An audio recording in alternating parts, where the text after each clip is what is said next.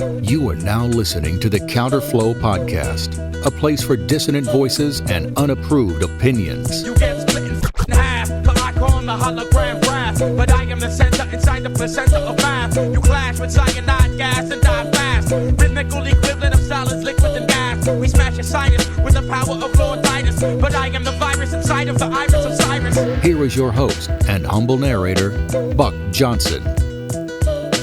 What's up, you guys? Welcome back once again to the Counterflow Podcast. As always, I am your host and humble narrator, Buck Johnson, coming to you out of Lockhart, Texas. I'm excited about this one. This is Jay Burton today on the show, and here's what's interesting. There should be more crossover than there is between his crowd and my crowd. You guys and his circles, we're working on that. We talked about this after him and I recorded. He said there's some guys in my circles that want you on their shows, and maybe you can get them on yours. I think that's something that's very beneficial because, well, for one, I asked in the live chat, as every Tuesday, you guys know these shows premiere on my YouTube channel. And at the end of last week's, I said, guys, I've got Jay Burton. Do you know him? A few of you were like, no, I don't. And you should. I think his channel's bigger than mine. And so, you know, it's not like a competition by any means, but this guy's really good. And I think that there's a lot of crossover between his circles and my circles, like I said. So this is going to be a lot of political discussion, some spiritual discussion. And I hate almost to do this, but it's so very important. We really emphasize the fact that he's Gen Z, he's a Zoomer. You guys are about to get a giant white pill. All of you that are my age and maybe right around my age, you're about to find out there's some younger guys that are pretty damn sharp in our circles. And so Jay Burton is one of those. We're going to get into a lot in this discussion. He's got a great Substack. He's got a great channel on YouTube. I was a guest on his show. You guys can go check that one out. Just go check out his entire channel. It's very, very good. And I know you're going to like this one because I know my audience well. I think that we share a lot in common. And I'm just grateful that this guy is out there. So let's just jump into it now without further ado. Jay Burton, welcome to the show, sir. How are you? I'm doing well. Thanks for having me on, man. Yeah, I should thank you for having me on. And I love your show. And I feel bad because I wasn't aware of it before I went on. And then now I've been diving deep into it, and it's great. And so I'm glad to get you on here. Give your kind of, I guess, your short bio, elevator pitch, if you will, for my audience, and then we'll jump in. Yeah, sure thing. My name is Jay Burton. I'm a right-winger, full stop, kind of how I describe myself. I'm a young guy. I'm in my early 20s. What I put out on the internet is the Jay Burton Show. The format will be very familiar to your viewers. It's hour-long interviews. I put them out 2-3 times a week. I also have a Substack, Jay Burton Show, where you can find my kind of more drawn-out thoughts on things. And generally what I try to do is talk to people who are on the more kind of like anon side of things. I tend to do pretty in-depth. I like to do, series with the same guest. I'll do, people you may have heard of, like Thomas 777. I've had him on 15 times. I have other friends of mine who kind of are recurring guests. And that's my main output. I've been doing that for almost 2 years now and really enjoying it. It's a fun format, and it's picking up now, which is also kind of fun, right? Yes. Yeah, it is definitely picking up. I've noticed that. And you've had some friends of this show on. Of course, Matt from King Pilled was on, and I think you might be doing something with the 2-Bit guys coming up. Is that correct? Yeah, I'm going to be on with the guys over at 2-Bit on the 2nd of February. Okay. So, that you can check that out when it comes out. Yes. I think, is that going to be is the 2nd of February a Tuesday? I can't think in my, where we're at. Yeah, I'm going to be honest. Let me double check. I don't have that pulled up immediately, but it's whenever it'd be funny if it was the same day this is dropping. Whatever that would actually be perfect, wouldn't it? Yes. But I the way I schedule things is very professional, where I have a piece of notebook paper taped to my computer. Yeah. It has all of my upcoming appearances on it, so that way I can't forget it. And so all it says is 2-Bit Podcast the 2nd. So got it. Obviously Fair. I'll have the details later, but that's as much as I need to know now. Has your perspective changed on some things since you started your show a couple of years ago, you said? Oh, definitely. Yeah. To kind of use like modern, like online parlance, I've definitely gotten worse, from a certain perspective. I think that, I come from conservative America. Those are kind of my priors. And so within that, kind of that very normal American conservative perspective on certain things and certain figures. When I was in college, the big thing was the IDW. And so I definitely got pulled into that. And even, early in my, kind of like online career, as much as it is, I was still kind of had one foot in those spheres. And I think the problem is, and you're probably aware of this as well, that like the more time you put into something, the more you think about something, the more you realize those kind of areas of personal inconsistency, where you sort of have cut out something so you can keep something you like something you genuinely want to keep a hold of.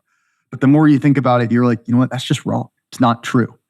And so there has been sort of a process of, I don't want to say purification, because I don't really believe in ideology or purity in that sense, is what you and I talked about.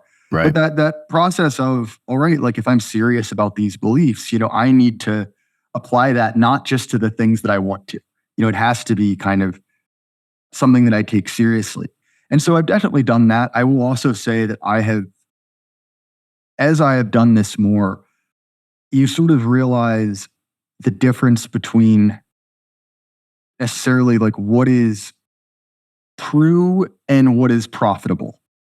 And I don't mean to say that like there are people who are doing things exclusively because it sells, but there are a lot of kind of discourses, there are a lot of conversations that are really good at getting clicks, but don't actually accomplish anything. Right. I think those are two things both that I'd like to say grown in. Like I said, I consider myself still, kind of a journeyman, kind of at the entry part of this, but it's at least something I've hoped that I've gotten better at. Yeah, it's something I try to do. I don't want to be, man, someone said it so succinctly once, one of my listeners, and I can't remember the term he used, but for lack of a better phrase, like click fear porn or something like that, where I'm just putting out scary problems and then I don't give a solution or something like that. I try to avoid that. And I have a Zoom session that I do with my Patreon supporters once a month. That very oftentimes does involve solutions or ideas to help fix things. Sometimes the censorship is so much that you can't put certain ideas out there, which is unfortunate. On YouTube at least, I'm already resting on a strike as it is. But let me ask you this: has your view on Christianity changed since you've started your podcast? So certainly, in general. So I've said before, I come from Red America, and I was very lucky to be a part of the classical Christian movement. So for those who aren't familiar, yes, that is a educational movement of basically private schools that kind of brings back the Western scholastic tradition. So you'll be reading a ton of primary sources, very much based in the classics. You're expected to learn Latin, learn Greek, memorize an astonishing amount of poetry. And it's based around the old medieval concept of the trivium, right? So you've got grammar, rhetoric, and dialectic are kind of the three parts they build, through the whole program. And so because of that, I was genuinely lucky to be exposed to perspective outside of the last 20 years, outside of the last 100 years even. Yeah. And so that definitely is, informed my faith. I'm always hesitant to talk about Christianity and my faith publicly, not because I'm ashamed of it, but just because I'm 24 years old. Like you shouldn't be taking advice from me on this topic. But I will say it certainly has. And the primary way that I've changed is that I think when I was starting out in this, I very much viewed certain issues as like the people who disagree with me are opponents. Like they have a different view of things. And what I've come to realize is that many of these contentions are not policy proposals. It's not, I think the marginal tax rate should go up by 1%. I think it should go down by 1%. Right. The kind of post-war consensus that many people were lulled into. But it really is a war of belief, very fundamental belief. And because of that, you can't treat it like a contest anymore. It's closer to a kind of like an internecine holy war. And because of that, you start to look at things as like, okay, this isn't just a purely economic, this isn't just a purely materialistic conflict. Right. Like there are kind of like deep forces behind it. Yes. And so without getting into specifics of like denomination or creed or theology, which are all things that when I say I don't talk about them, I don't say those things aren't important, but it's just, I feel like it's not my place to say. Yeah. It's definitely kind of increased my reliance on that. The world is much more than merely material. And the lie of neutrality, the lie of secularism is this idea that kind of religion, politics are two separate boxes. Right. And you cannot mix them.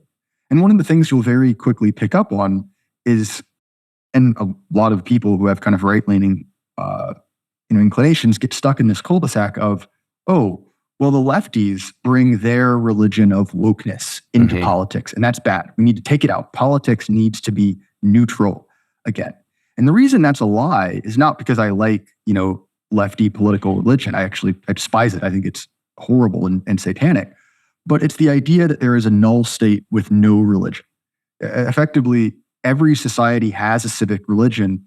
And for the vast history of the West, I know you're kind of like Eastern theological extraction, but for the vast history of those societies as well, politics and religion were kind of one and the same. Right. And so to me, that's a more honest, that's a more true, and that's a more natural way to organize things. Now, don't get me wrong. The priests in the priest class have traditionally been separated from, direct politics, and that's fine. I'm not saying that we should have, the Pope rule over the world and not even Catholic, but to say that religion is kind of core to the way in which society organizes itself and kind of passes culture on from one generation to the other. So how's that for an answer, right? That's a very good answer, because I look at, we deal a lot with the spiritual warfare on this show, and politics is one manifestation of that, of how certain things play out in the material world, right? There's spiritual and material. I don't think they're separate. I just think the material is often how the spiritual will play out at times. I also, I wanted to enter this conversation without trying to separate generations, but I think your perspective is so fascinating to me because of your age. And I want to get your thoughts on, you said you're 24. That's obviously for my people listening, that's Gen Z, the Zoomers. How do you think Gen Z views the right versus, let's say, millennials, for instance?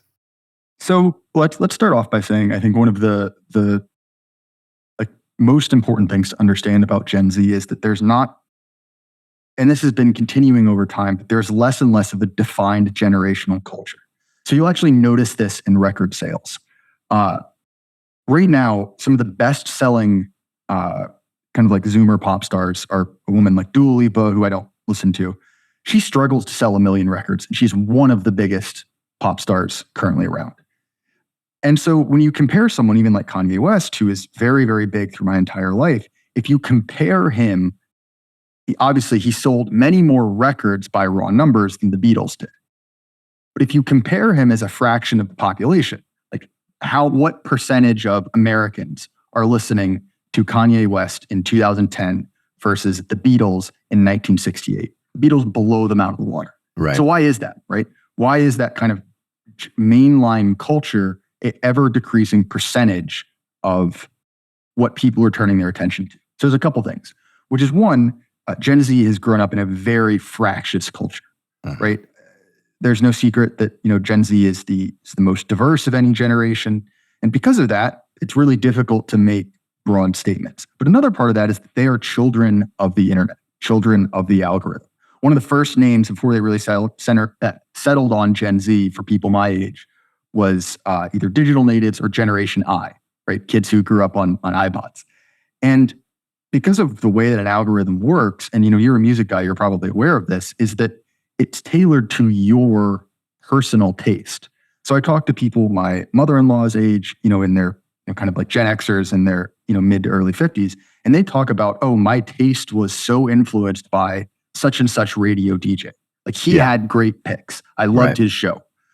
That's something that people my age have never really encountered. And that may sound like a frivolous thing, but what it means is that, when I say, oh, this album was the sound of my 2021. Well, that album came out 10 years ago and it popped up in my feed. I was listening to it. Maybe my friends were too, because we were hanging out together, listening to music. But, the same guy born on the same day I was, similar demographic details. Well, his algorithm picked something completely different for him. So the massive just splintering of culture is difficult to overstate. That's a huge thing. So talking about the way that Gen Z views the right, on paper, they're incredibly left-wing. And part of that is the fact that they're, by and large, incredibly gay. Not to put too fine a point on it, if you look at how many people my age self-identify as a sexual minority, it's incredibly high. I believe it's, depending on who you ask, up to 20%. Now, admittedly, that does factor in a whole bunch of women who say they're bisexual. Right. If you actually look at who is actually kind of, to be blunt about it, done the deed, it's a lot lower than 20%, but it is still higher than previous generations. But because of that fracturing of culture, what you're seeing is kind of a flattened bell curve. Like there are a lot of people at both ends. And in my circles, kind of right-wing circles, there's this crop of extremely talented Gen Z right-wingers. And because of that, you've got guys that kind of ordinarily would be probably too busy for politics. They're hard chargers, they're high achievers. They want to kind of get out there and grind.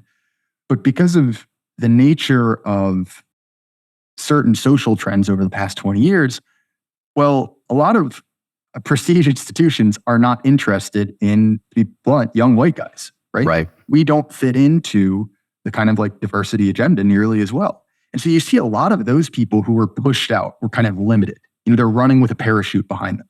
And so they've got a ton of energy. They've got a ton of drive, but there's not really a place for them to use that.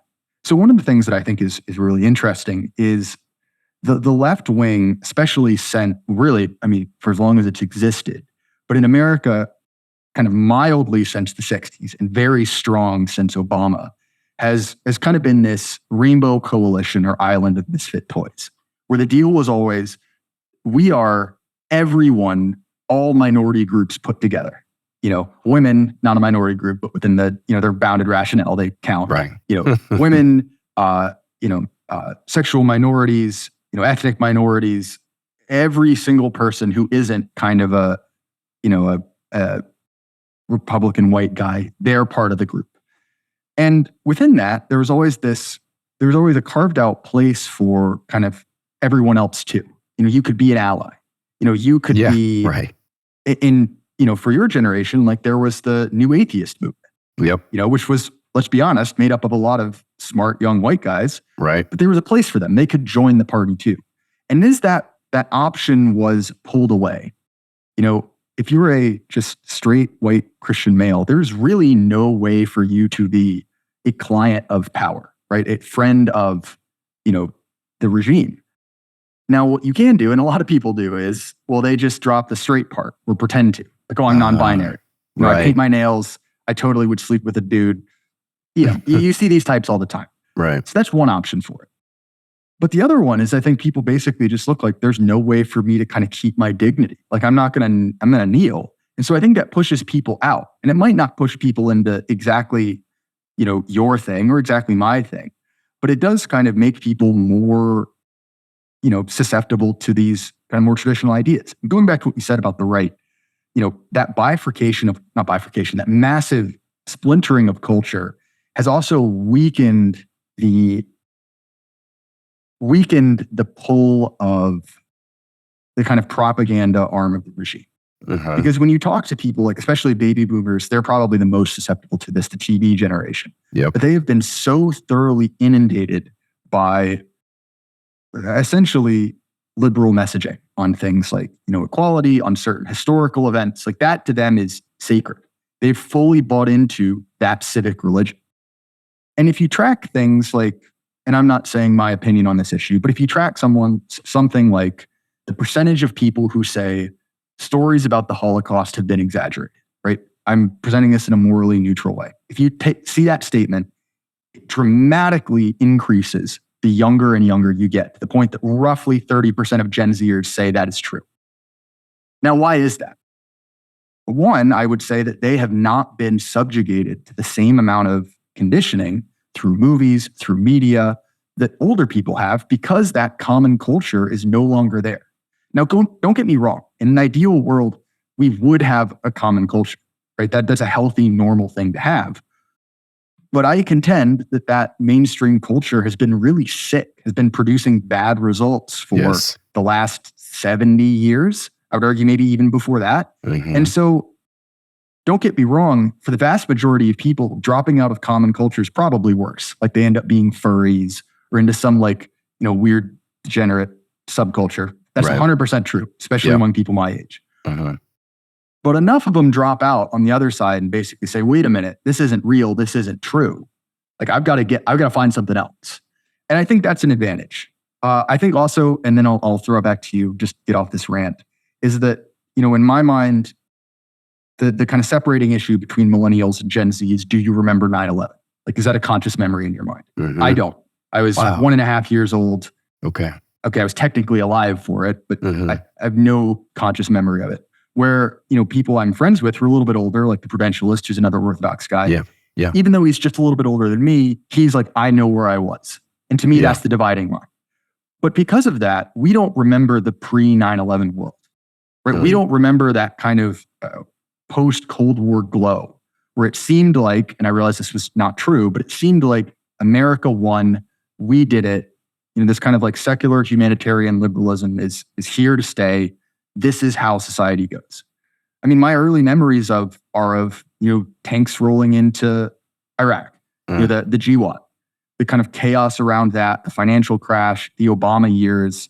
And so all through that, there's really no moment where society is kind of united behind this idea that things are going okay. Mm-hmm. During the Bush years, as I'm sure you remember, people were not happy, especially towards the end of his second term. Mm-hmm. And all through Obama's tenure, someone who grew up in conservative America, people were losing their minds, like absolutely losing their minds.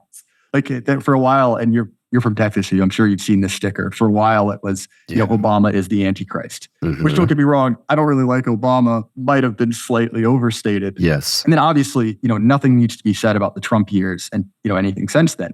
But there's never been that sense that, the kind of like secular baseline liberalism is good and great. And it's kind of never worked. And that's another advantage from someone who views that as always having been a lie. It's just easier to tell now. So anyway, sorry, I've been going off for a while. No, it's great. But I feel like I've answered the question. You have. Yeah, quite well. Guys, just want to tell you really quick, my friend Clark Carlton, guest on this show, friend of the show, a lot of people that are inquiring into Orthodoxy or that are Orthodox already ask me to recommend them books. One of the best, absolute best books I've ever read concerning the Orthodox faith is Clark Carlton's The Life, the Orthodox Doctrine of Salvation. He was on one of these episodes. Just go search Clark Carlton Counterflow. You'll find it. We go over it. It's so good. It's so well put, concisely put, precisely put as well. It goes over the very obvious tenets of orthodoxy in the faith, in heaven, hell, salvation, etc. It's back in print. See, when I first interviewed him for the show, it was out of print. And there's a young Orthodox convert coming at my church, a catechumen. He said, do you have any books that you should recommend me? And I said, yes, immediately. I said, The Life by Clark Carlton, and I gave it to him. He devoured it quickly. It is back in print. Volume 4 of Clark Carlton's The Faith series is now back in print. The Life, the Orthodox Doctrine of Salvation, presents the Orthodox Christian teaching on the most important question that anyone will ever face. What must one do to be saved? Go check it out. It's on Amazon.com. It's back in print. My friend Clark Carlton in this great book. Please check that out. Do you see any parallels between the generations? For instance, I did an episode with Matt, aforementioned from Kingfield, and Cooper, and we were tying in Gen Z with Gen X and millennials with the boomer generation. Do you see any of those parallels? 100%. I had a conversation about this with a friend of mine, Ace. He's another young right-wing guy. And then my friend Oliver, who runs the YouTube channel Semiagog, who's a Gen X-er. Really interesting guy, very into kind of symbolism and symbology. And he has possibly the best voice on the internet, but that's for another time. And we had this discussion as well, because part of it is that Gen Z was raised by Gen X, right? So there's kind of that natural simpatico. But I think that that kind of growing up in an era where there was really no pretense even that Gen Z was going to have a chance at economic opportunity, has led to a kind of cynicism that is very reminiscent of Gen X cynicism, right? So when you and I were talking, I made this connection to one of the most kind of like emblematic pieces of culture for Gen X, which is the Matrix, right? And in that, they kind of quote, it's not Sartre, it's one of the other, who said that the Gulf War was fake? I can't remember the name of it.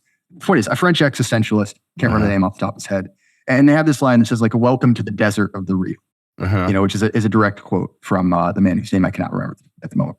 But Gen Z grew up in the desert of the real. The internet, this kind of mass like fracture of culture did not do what some naively thought it would, which is basically, we have this massive font of information. Everyone will arrive at the correct version. Right. But what it did show is that effectively, feelings don't care about your facts. That narrative is everything. And the internet is a massive mimetic weapon. It's a massive narrative tool. And so growing up in a world, think of the 2016 election, for example, right? Where narrative is powerful, memes and kind of the mimetic warfare. And I use that in the original term, not the haha, funny internet term. I think it has led to an incredible cynicism because of that. You see, now, generative AI, that effectively you can make anyone say anything. And once everything is real from a certain perspective, you can make anything happen. Nothing is real. And so this pretense of referring back to this kind of like true objective, baseline just completely flies out the window. And obviously that leads to an incredible amount of again, cynicism I've shared, but also a certain amount of absurdism. Like Gen X and Gen Z humor is very linked. It's a little bit, don't get me wrong, degenerated with Gen Z. It's just at a certain level kind of fully and totally absurdist and postmodern. But I think there's an alignment there. I also think that millennials and baby boomers have a lot in common as well. They view themselves, and obviously we're talking in extremely broad terms, they view themselves very much as special and as moral crusaders. Yes. So in the same way that effectively every baby boomer, even if they don't say this, views themselves in relation to things like Woodstock or things like, the civil rights movement, and are kind of constantly looking for those kind of narrative alignment. I think that, millennials very much view themselves in relation to, instead of TV or movies with the boomers, but kind of like Facebook, the early vestiges of social media. And so they are constantly viewing themselves in these kind of like moral play of their lives. And so, in each of them, right, you see this similar kind of view of themselves as the main character in a narrative, and main character in a very starkly moral narrative about them being special. So there's this, and boomers are one to kind of like dismissively say like, millennials are snowflakes. They view themselves as kind of like the exception to every rule. But if you go back into like very core baby boomer propaganda, I think of things like Dead Poets Society. That's effectively the message of every piece of media the boomers ever created.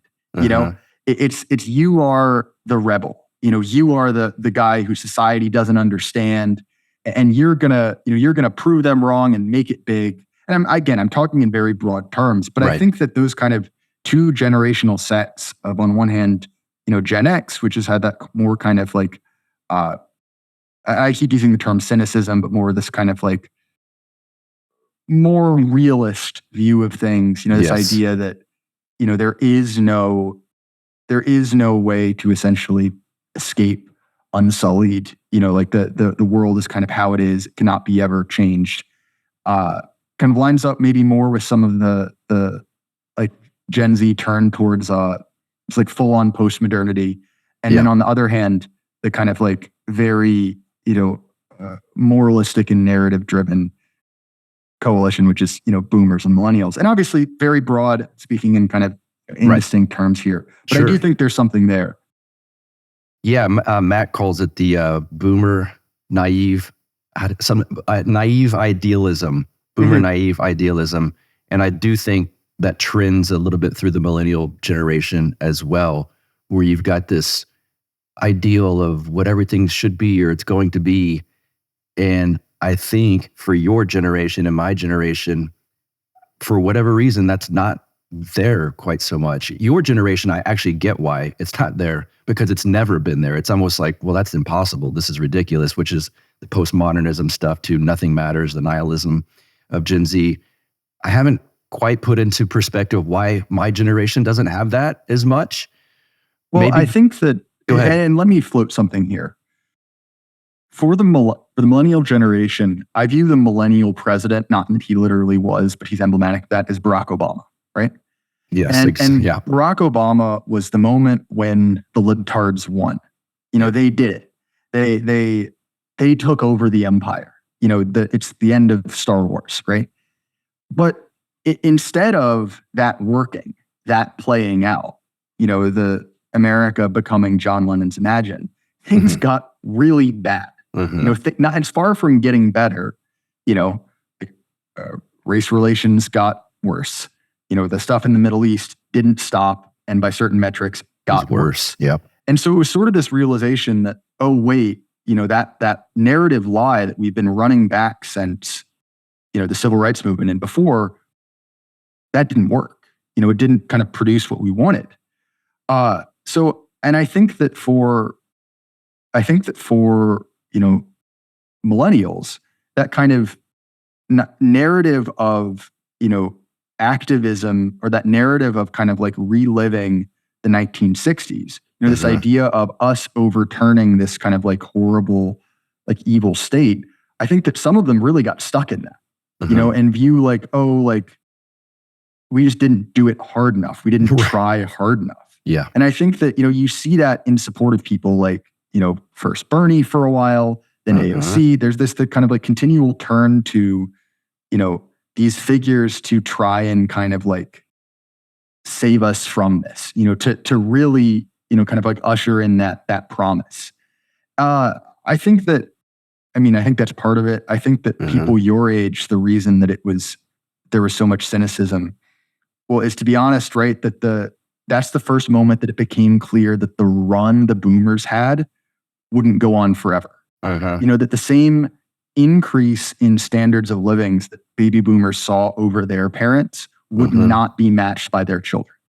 And so when you have someone who is basically lived their whole life on an upward trajectory, right? I've gotten richer, things have gotten cheaper for me, and they're telling their kids like, oh, you just do what I did. Go to college, work hard, and you'll be just because, and I'm using round numbers, I'm 5 times richer than my parents, so you'll be 5 times richer than me. And when it's the middle of the Clinton years, the economy isn't, hitting quite like it used to, and that isn't showing up. I think that's probably a logical reason for cynicism. I mean, let's also recognize the fact that, many Gen X-ers kind of grew up in the height of, the Cold War, when there was a ton of basically the government lying to you, very, very clearly and obviously. And I think that being less connected to, like less in love with, the government, because let's be honest, like baby boomers love the government in a way that's difficult to describe. I think that's probably logical. Yes. Yeah, that makes sense. And I think my generation being old enough, when I got to watch how you phrase these things, when the day after September 10th happened, to realize. Sorry, I just went ahead and said it, didn't I? Yeah, I don't remember. I didn't catch it, but I think we're okay on that. It's the medical interventions that keeps getting me in trouble. I think we were old enough when that happened to maybe question it, but not too old to just swallow everything. Like, my parents' generation might have, well, they didn't like us because we're free, that kind of thing. When we weren't that old to think those silly things, but we were old enough to go, wait a second, something's off here, something's amiss. There's some lies going on, and I think maybe that helped the punk rock mentality that Generation X seems to have push back. I certainly think, for me at least, Alex Jones was a big voice of my generation, still is. Let me ask you, from your perspective, how do you see someone like Tucker Carlson versus, let's say, someone like Sean Hannity or Bill O'Reilly? So, sure. And I want to say, I've now remembered who I was talking about. That quote is a Baudrillard quote. I want to say it because I do, in fact, know what I'm talking about and make that out of nowhere. But to talk about someone like Carlson in relation to Hannity, right? So I grew up on kind of a constant diet of right-wing talk radio. Yes, me too. And like I have a certain amount of nostalgia for that, like despite the fact that I don't know if you can exactly say that Rush Limbaugh was a good person. He is an entertaining person, and I have kind of a residual affection for him. But to me, I think that the difference is that people like, those kind of like more legacy media figures, I think that they're not as interested in answers as someone like Tucker Carlson is. So I'm not the biggest Tucker guy. I don't have anything against him. I just don't, watch his programming as much as some people do. Seems to me to be a genuinely interested figure because he is reaching out to both his right and his left looking for answers. It's no secret that, a lot of people in my sphere were followed on Twitter and were getting responses from Tucker's writers. Yes, I was and too. So exactly, you'd see an idea pop up in this kind of weird little niche circle, and then 2 weeks later, it's on Tucker, right? Okay, that happens once, it's a coincidence. That happens twice, maybe. Right. But by the time it's 10 times, you're like, okay, like this guy is, and the people around him are actually looking for answers. Yes. Now, I realize Rush and Hannity are slightly different. Rush was definitely more of a firebrand than Hannity, and Rush was willing to go places. Hannity definitely wasn't. Like I remember his kind of like tirades on like feminazis and stuff like that. Right. But in both of those, I think the problem is those men are kind of limited by how much they are kind of first and foremost like daily schlock political commentators. It is current events. Whereas I look at someone like Tucker, and he is very capable of talking about issues that are bigger than this one thing. So, he got a lot of heat a while back because he had some private memos leaked where he was watching a video of, a bunch of people. Basically, it was a fight, and then like 10 guys rushed one dude and just started stomping on his head.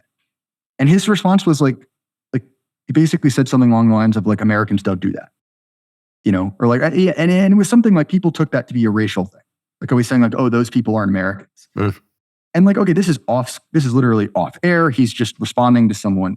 But in that, right, there's actually like a real like layer to that thought, which is like, that is a dishonorable thing to do. Like that is wrong. People who are like me and kind of like good members and standing in my culture shouldn't do something like that. And that's a silly example. It's just off the top of my head. But when I hear Tucker talk, he does seem to be interested in things at a deeper level than just like, look at what the dang Democrats did again today. Here's why you got to be mad about it. It's less kind of like libidinal. It's less kind of like lizard brainstem. And I think one of the other things that I see in kind of new media generally, and let's be honest, I think Tucker's at the top of that, is that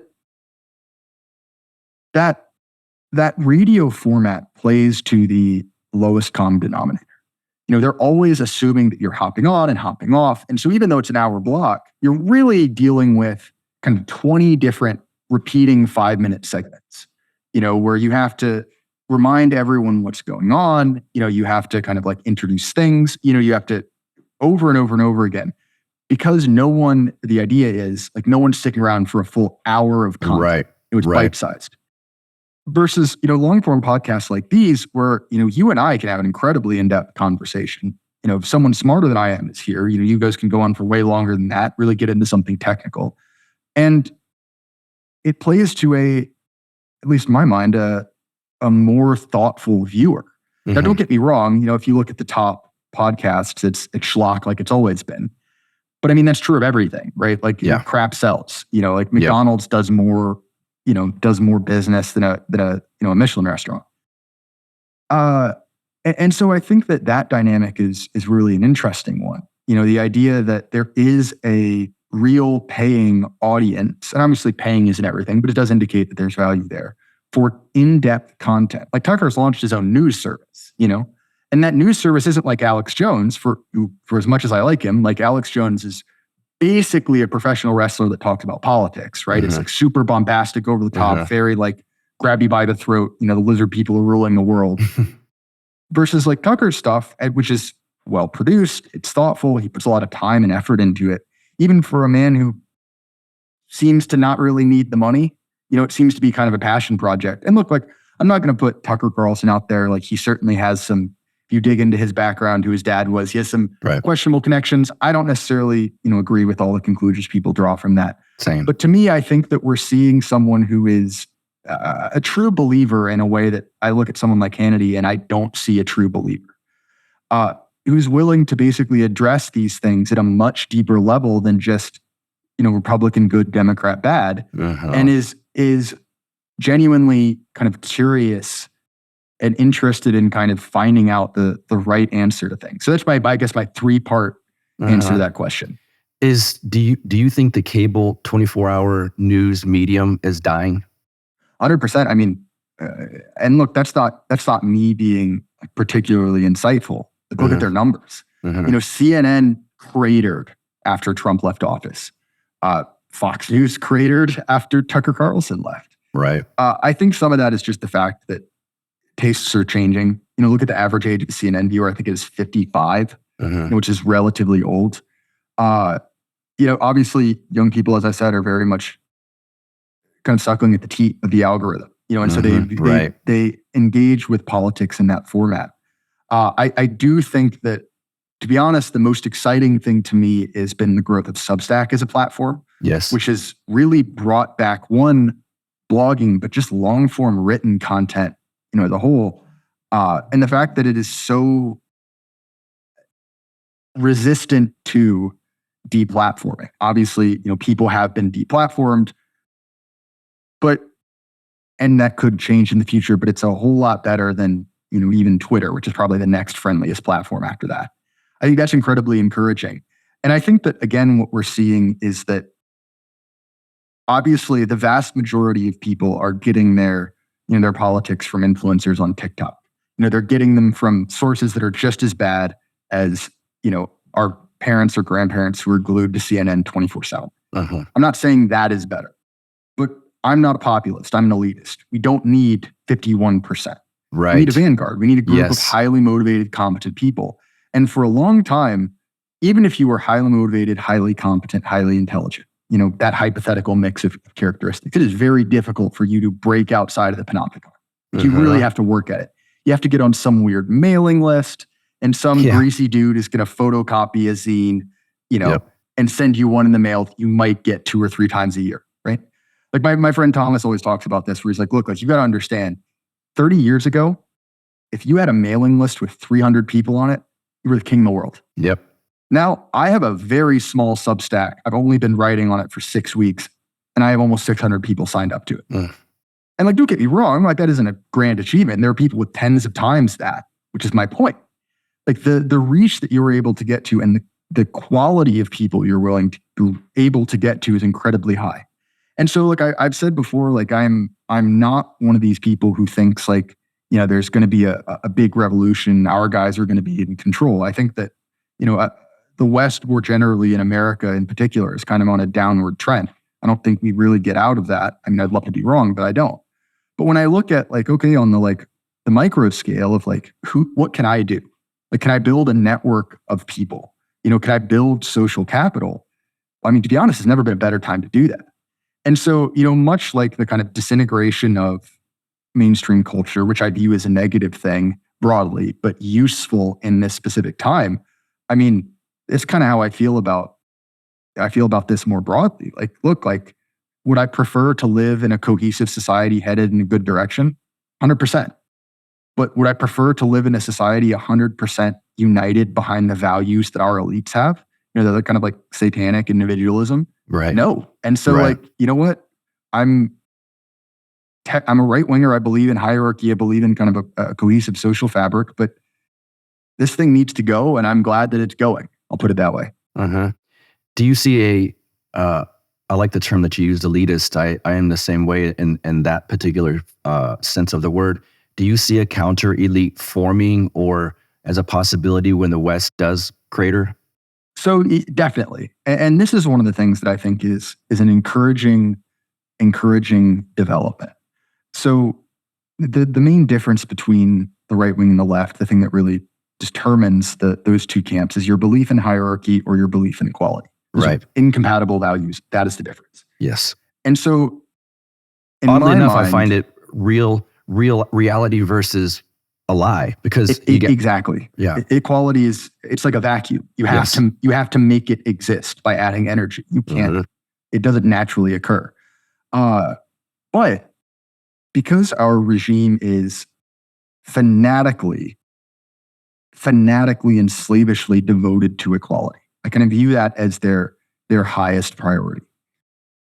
And the problem is, for certain members of our elite, too much equality takes away their ability to have power, right? So look, I realize Elon Musk is currently being dragged around on his apology tour. We'll see how long that lasts. He's kind of shaken that off before. Again, we'll see if it lasts. So I'm not like a maximalist on Elon Musk, but he is, to a certain perspective, not aligned with the regime, or people like Eric Prince, or people like Peter Thiel. And what do all those guys have in common?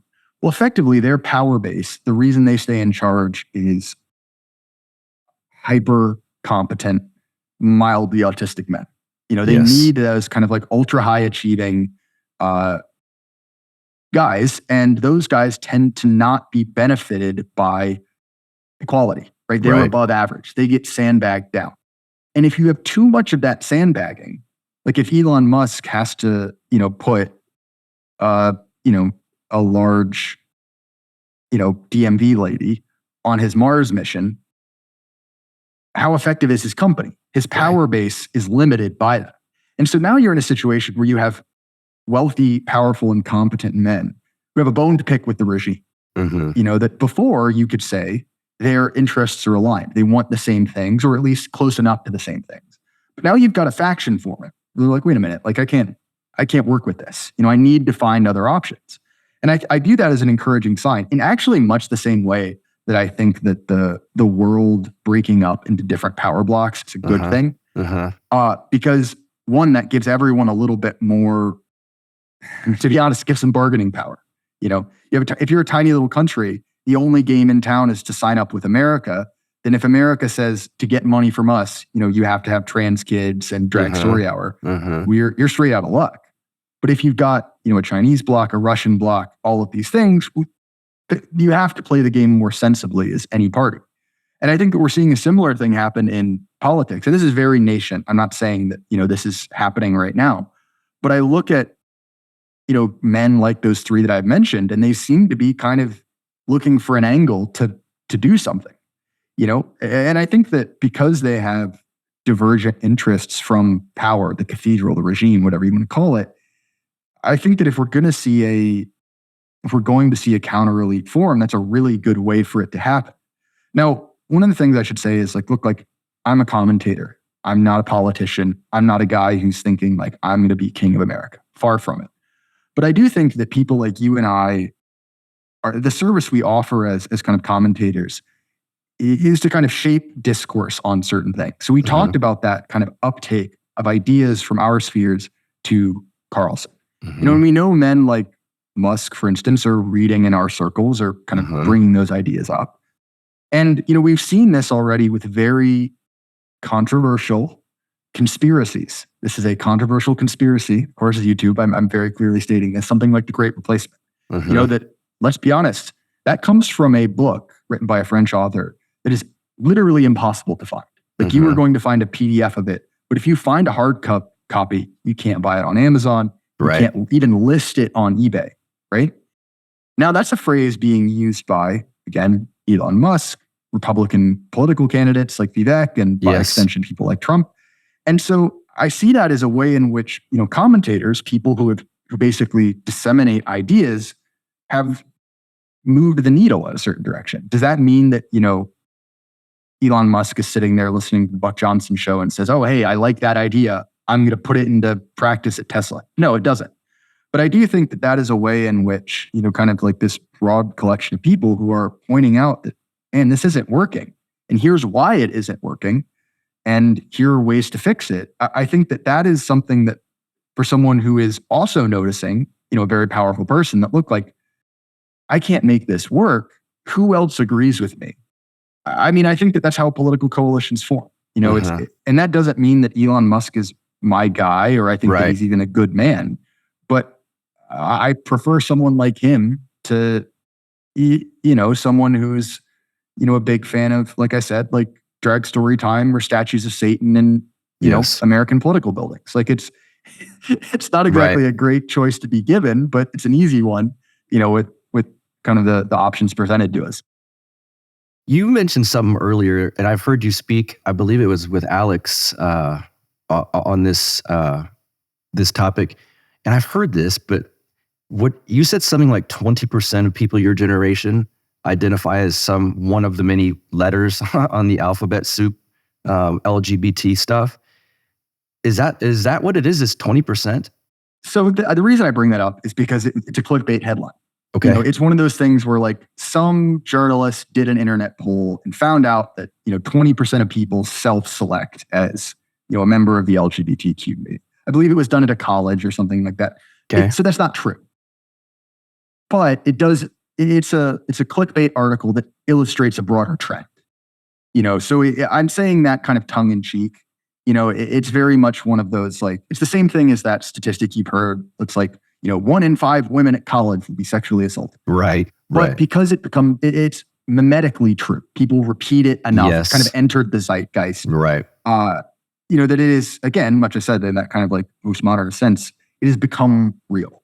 And so if you dig into the numbers, like I've said, it's one, it's self-reported, and two, you don't actually have to do the rough part of it. It's very much like, oh yeah, I'll say on Instagram that I'm bisexual. Right. Which means that, okay, like you had too many like Mike's Hard Lemonades and you kissed a girl once at a party, like, or you want to be seen as the type of person for whom that is true. And that's why it's important, because for a large portion of that generation, being seen as, a sexual minority is essentially your ticket to status. Yes. And without that, you can't get it. Right. So that's why I say it often, not because I think it is literally true, but because it indicates a definite change in kind of broad perspective. And so don't get me wrong, again, when I'm talking about Gen Z, by and large, if we take pure averages, they're screwed 100%. Like they're drinking the Kool-Aid. But again, because of that kind of flattened bell curve I talked about, more and more people are being kind of squished out of the regime. They just don't have a place to go. And I think that is an advantage as someone who, I don't think we need everyone, but I think we need the right people. And I think that we have the great advantage of the right people really don't have the choice to join the other team anymore, which is not a bad situation to be in. Right. So yeah, that's why I bring up that number. Yeah, it is fascinating. I was going to say the same thing. I have seen it with high school kids, I suppose now, people, friends, children and whatnot. It's almost like it's a cool thing to be labeled as one of these letters of the alphabet soup stuff. It's almost cooler in some areas than you would just to say you're straight, it seems like. And so there's this weird perverse incentive to, I guess, lie, even if you're not really, again, like you said, not going to do the hard part, but still just to say this and create this fake label so you fit in, which is sad and strange and disturbing. But to your point, it also is pushing like the smarter, real people to elements of where they can gather and ideas can float out there in a better way, I suppose. Well, one of the most interesting things about Gen Z in relation to this, right, is that taken as a whole, Gen Z doesn't drink and Gen Z doesn't smoke cigarettes. And so those things, which were kind of, forever kind of symbols of, rebellion, right? Like you've got like the cool guy smoking a cigarette with dark glasses on, have weirdly enough become right-wing coded. Like Hestia tobacco is kind of a lulbird. But it's interesting because, that's something which was at the target, like that was in the crosshairs of the regime, smoking was. And I'm not saying you should smoke. It's obviously not good for you. But I will say, right, that was kind of at the target of the regime since Reagan, right? Like it kills you, it's bad. And so that's become associated with that kind of safetyism, of like, oh, wear your seatbelt, don't smoke a cigarette. And if you look at certain metrics, right, Gen Z is very much paralyzed by anxiety. That a lot of that I think is, due to, being overexposed to the internet, being raised by extremely over-the-top helicopter parents. But what's interesting is, and you see this in more of the vitalist sphere of the right, I'm not a member, but I know a lot of these guys who are like, big into, like bodybuilding and extreme sports and, fighting, is that kind of rebellion, that kind of like instinct to be doing unsafe things is hard right-wing coded now. And I think that, that's always been true. You really saw it over COVID, right? That the idea that you would do something that was personally risky was like anathema. You have to get, you were a terrible person for that. And so I think that that's another pull on our side. I'm not going to be one to say like, oh, conservatives are the new counterculture, because I'm not a conservative. And I think that conservatives are just categorically incapable of being cool. I'll just go ahead and say it. But I do think that there is an energy on the right, and some of it comes from that, like, devil may care, like, which is kind of like the foundation of cool. But I think another part of it is that, within that kind of like, in the way you talked about pretending to be gay, pretending to be an alphabet person for approval, is this constant cringing need to outsource, your, I'm going to use like gay, like self-help terms, but your self-worth to other people. Constantly looking over your shoulder like, oh, is this the right thing? It's just cringing and embarrassing, and I think that, looking at someone who's basically like, yeah, this is what people like me are. I'm going to do that. I'm going to do things that aren't, the safest, most like, like pearl clutching thing. I think that creates an energy, and smoking and drinking are just symptoms of it, but it's kind of symptomatic or symbolic of that broader trend that, in a weird way, millennials being incredibly left-wing means they're incredibly conservative. They're adopting the values of their parents to a more consistent degree. They're referring back to an American myth, but their American myth is not George Washington. It is Martin Luther King.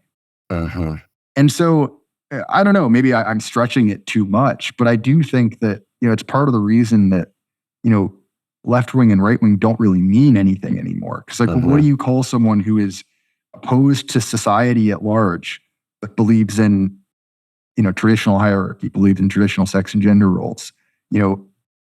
It's a confusing time to be alive, but it's certainly an interesting one. And I think that, I actually, like, this is one of the things that I try not to talk too much about my kind of like personal faith again, just because due to my own limitations as a person. But one of the things that I genuinely do thank God for quite often is the fact that I was born into these times, because I think that, we're kind of selecting for extremely disagreeable people, like people willing to go against the signals of the entire rest of society and basically say like, screw you, I'm not going to take a treatment. I'm going to do the things that I, am inclined to do. Right. 60 years ago, that makes me a really insufferable leftist. 20 years ago, I like have this vision of myself as this like really obnoxious, like Richard Dawkins, atheist. And so I'm genuinely thankful for the fact that I do live in times where that instinct of mine, I believe, serves me well. And I think that that's something that a lot of people in this, in this kind of sphere of things will kind of relate to, the idea that like, maybe this like incredible disagreeableness of like, no, like it doesn't matter what you all say, is it's sort of what you need to kind of dodge the mind virus, or whatever you want to say, that kind of like civic religion, mimetic poison that we're up against. All right. Before we get out of here, give any type of prediction you want for something that's going to happen in 2024. No qualifiers whatsoever. Michelle Obama running for president, 2024. Got it. Okay. Might be the first time I've thrown this out there on my show. I have this feeling that the Democrats are going to have Nikki Haley. That could be completely wrong. I don't even know how it would work. It just seems sensible. Unfortunately, Michelle Obama seems more sensible and much more electable, which would be scary. But, here's my real thought about this. And it's kind of a long shot. I've been putting it out there because, like, if you're the guy who calls that, that's it's a huge win, right?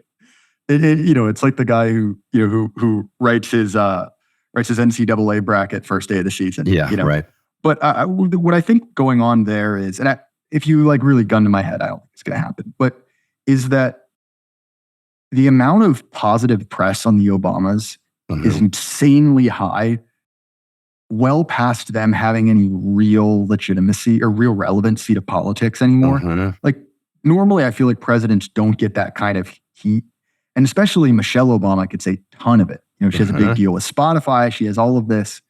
And I think that the Democrats have realized they have, from a certain perspective, a charisma problem. And they need to satisfy that commitment to equality that I mentioned earlier. And so I think that it's like, well, okay, like, who is the most popular Democratic person ever by certain metrics? Obviously, we can question those, but it's Obama. We can't have him. Well, who's better? Because in addition to that, it's also a woman. Yeah. I'm just saying, she's got shoulders like a linebacker. Right. And so that's why I think that the big mic play is, I think it's dumb, but there's a chance it could work. And so, I've decided to put all my chips on that. You're going all in. That. Yeah, 100%. I have no chips, but if I did, I'd put them there. Yes. I did the same thing 2 years ago, saying Tucker would be the nominee. I've backpedaled a touch, and I'll say he's going to be the VP. But we'll see. Also, so let's get out of here. Plug your show. Plug anything, really. Twitter presence, anything you want. Yeah, sure. So as I've said before, the Jay Burton show is an interview show. Thank you so much for letting me talk. As you can imagine, being an interview show, I very rarely just get to, opine about what I think. So I appreciate the opportunity when I do. But the Jay Burton show, you can find it on Apple, Spotify, YouTube, anywhere you listen to podcasts. If you want to hear episodes I've done recently that were quite good, I had a German political commentator, Eugipius, on to discuss recent happenings in German politics. If you want something a little bit more kind of thematic, less kind of like nuts and bolts, I had a huge friend of mine and major influence, Morgoth, come on. And we talked for about an hour and a half. And that is my best episode ever, views-wise. And if I'm going to be honest, I think it's one of my best episodes ever, content-wise. So check either one of those out. Like I said, you can find me anywhere. Jay Burton Show is also on Substack. I write articles. I think they're getting better. I'll put it that way. They're all free if you want to find them. So yeah, that's the primary ways you can find my work. Excellent. I'll link to those in the show notes page for this episode. Jay Burton, thanks for being here, man. Yeah, definitely, Buck. I appreciate it. All right. See, you have to feel much better knowing that there's some young guys that are this sharp out there. And I think merging our circles is going to be a force for good. Let's put it that way. And I hope to do that in the near future. So go subscribe to his Substack, his YouTube channel. And if you are a Jay Burton guy or girl and you're listening to this because of him, well, subscribe to the Counterflow YouTube channel. And most of you listening, I hope you've already done that because, like I said, these drop every Tuesday night, right around 7 p.m. or 8 p.m. Central, depending on what's going on schedule-wise. And I'm always in the live chat to discuss things with you. And let's see, what else? You can follow me on X. Do I dare say X? I still like Twitter. At BuckRebel, BuckRebel. Can I drop a hint as to next week's guest? He's been on before. He's what I would personally call an elite. He's on the right. He's Orthodox. He's got a great site and podcast where he reviews books. Is that a good hint? Certainly, we've got to get into what in the world is going on at my Texas border. Is my governor all of a sudden based? Does Governor Abbott dare show some BALLS? It seems like he has. We'll get into some of those type of discussions next week on the Counterflow podcast. And until then, you guys have a great one. Talk soon. See ya. You get split in half, but I call the hologram graph. But I am the center inside the placenta of math. You clash with cyanide gas and die fast. Rhythmical equivalent of solids, liquid, and gas. We smash your sinus with the power of Lord Titus. But I am the virus inside of the iris of Cyrus. Like the sound of the Counterflow podcast? Our audio production is provided by Podsworth Media. Check them out at podsworth.com.